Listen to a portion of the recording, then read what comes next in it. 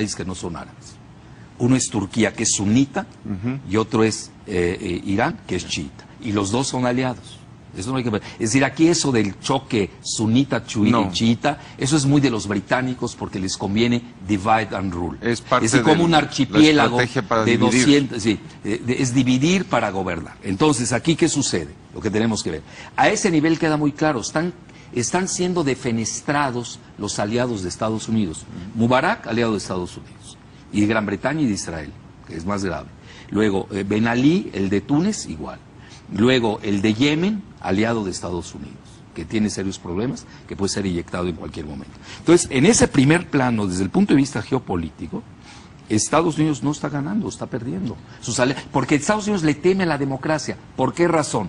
Porque nada más han habido 3 elecciones en el mundo árabe que tiene 22 países. 3 de 19. Acuérdate que la mayor parte son petromonarquías o dictaduras de 42 como Gaddafi, 32 como Saleh en Yemen, 36 si le sumas los 6 de su vicepresidencia de Mubarak, 30 de Bedá, y así me pasaría toda la tarde hablando de dictaduras, pues son 19 más petromonarquías, una que tiene en Marruecos 250 años, otra que tiene en Bahrein 222, familiares. Otra que tiene en Arabia Saudita 110, y no acabamos, ¿me entiendes? Bueno, ¿qué quiero llegar? En ese nivel queda claro, Estados Unidos es el gran perdedor, no hay que equivocarse en eso. Ahora, pero tampoco afecta la geoestrategia mundial. Es decir, no va a afectar la relación de Estados Unidos con los dos grandes, que son Rusia y China. Ahí no hay ninguna afectación. Hace rato tú nos aclaraste esto del término judío. Sí. Ahora, necesito que aclares el término Estados Unidos. O sea, ¿a quién te refieres? ¿Al territorio, a la población, al una cosa es el país y otra cosa es los banqueros de Wall Street, que hay que diferenciar de la población de Estados Unidos. Claro. Es decir, una cosa es la élite reinante, que se maneja aparte, y otro la banca internacional, el sionismo financiero. Está por encima de las naciones. Que el gobierno llamado Estados Unidos o el gobierno llamado Gran Bretaña. Ahora, viene la segunda parte, desde el punto de vista geofinanciero. ¿Quién está ganando? Tú date cuenta. Se elevó el precio del barril del petróleo, ya está a 120. Si se cae Arabia Saudita, esto se va a 300. Se va a 200 o 300 fácilmente. Eso ni duda. Obviamente los especuladores, que ya sabemos quiénes son, ¿o quieres que lo diga? Sí, dilo. Bueno, Wall Street y la City, es decir, el sionismo financiero, ahí están, Alan Greenspan, el nuevo orden mundial. Sí, claro, Alan Greenspan, 19 años en la Reserva Federal. Ben Shalom Bernanke ya lleva 2 mandatos en la Reserva Federal. Dominique Strauss-Kahn, ¿no te suena la palabra Strauss? La estuvimos manejando. Es el director del Fondo Monetario Internacional. Oye, ¿a qué fue el presidente de México, Felipe Calderón, con Obama hace una semana? No, mejor no digas nada porque yo quiero que ese programa... ese es otro. Bueno, entonces, mira, a nivel financiero, esta es otra jugada, que eso es que bien que estamos viendo, que es Estados Unidos, que es la banca internacional. En realidad, quien gobierna el mundo no es Estados Unidos como tal. Por eso los militares se están revelando al poder del sionismo financiero en Wall Street y la City. ¿Qué está sucediendo? Bueno, olvídate del petróleo. Es esta cúpula de un grupo de poder sionista. De 13 bank, los 13 banqueros. Mira, yo te voy a decir que hay un fenómeno. Si tú platicas con quien platiques y le dices, oye, los chinos están dominando el mundo, te dicen, sí. Si les dices, los japoneses están tomando control de la economía del mundo, sí, sí, claro, hay que tener cuidado. Pero en cuanto dices, son sionistas, te responden, no, eres ¿cómo antisemita? crees? Eres un antisemita. Bueno, esa es la bandera que ellos usan. Pero te das cuenta cómo es una propuesta con otro dominio que tienen con Hollywood. Ellos controlan Hollywood. Claro. Y toda la propaganda ideológica es Hollywood. Y fíjate, nosotros pagamos para que nos intoxiquen. Bueno, todos los multimedia de Estados Unidos están controlados por Ya hablaba de CNN, José Alberto. No sé, yo en general hablo en general. Todos los multimedia de Estados Unidos y de Gran Bretaña, bueno, que es Murdoch. Pero este canal no ves. Bueno, y este programa no ves. No, si no estaríamos aquí, eso es seguro. Ahora viene la parte financiera. ¿Quién está ganando financieramente? ¿Qué casualidad da? Me quedan 5 minutos. De volada. Ajá. Ya le quitaron los depósitos a Gaddafi, ya los embargaron, son 30,000 millones de dólares. Yo aquel día estaba sacando la cuenta. Al Shah de Irán le quitaron sus 5,000 millones de dólares, que era su aliado, Estados Unidos. Esto hace Saqué la cuenta, 79. Tú sabes que cada capital se años. duplica cada 5 años. Es una regla de oro. Cada 5 años. Saqué la cuenta, estás hablando de 400,000 millones de dólares que valen aquellos 5,000 millones de dólares de 1979. Ahorita van a congelar las cuentas de Gaddafi, de Mubarak, que tiene 70,000.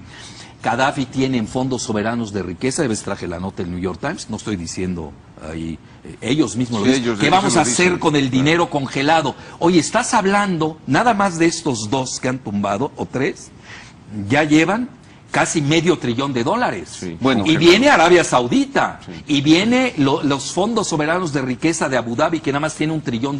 Ese es el gran negocio. Entonces, Estados Unidos puede perder. So what? Sí, pero gana el sionismo financiero. Estados Unidos, Huawei.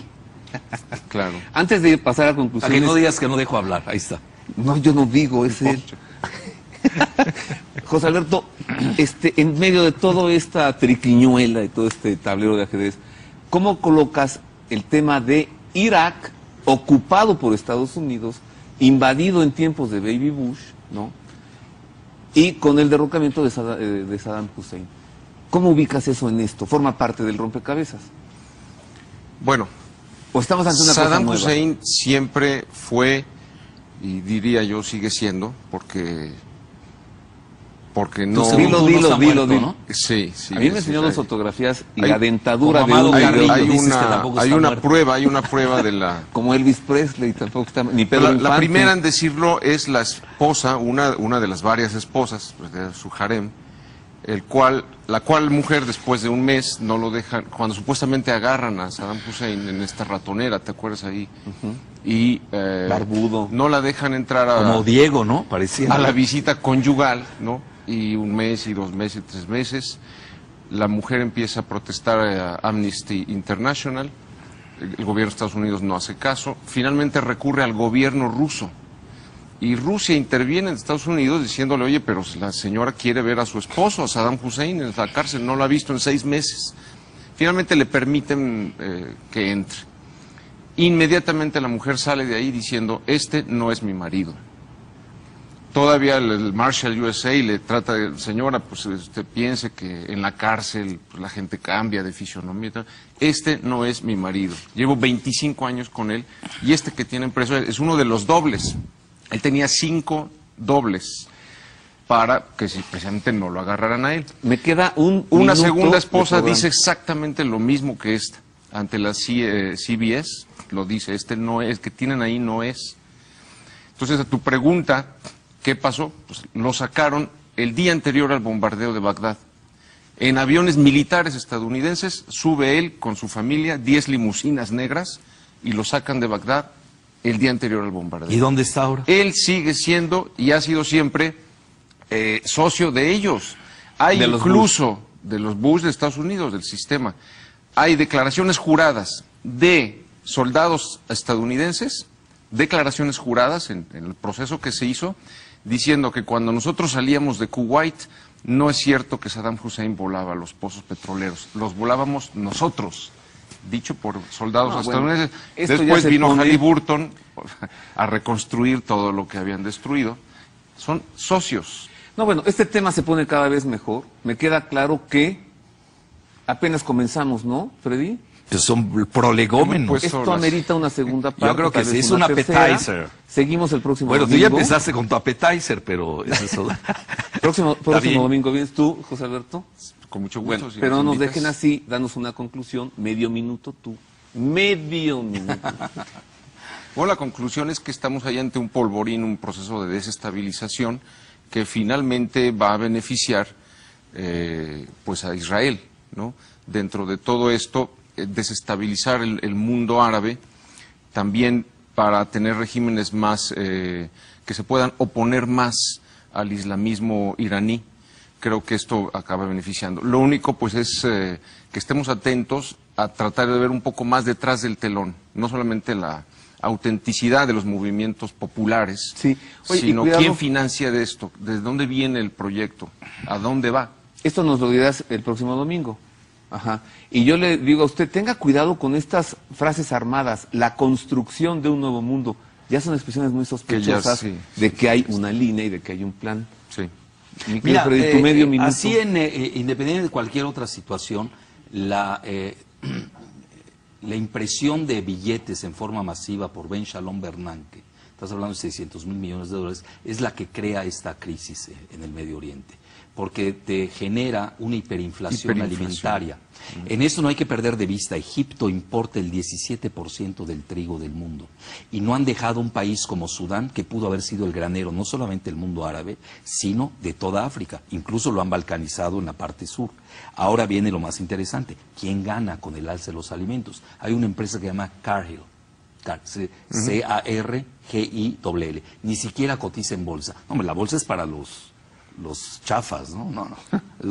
Esta es una empresa familiar que lleva no sé cuántos años, ya se te acabó tu bueno, ahorita lo corto rápido, y ¿sabes cuánto va a ganar con ingresos, nada más por el alza alimentaria? Una empresa, Cargill, de Estados Unidos.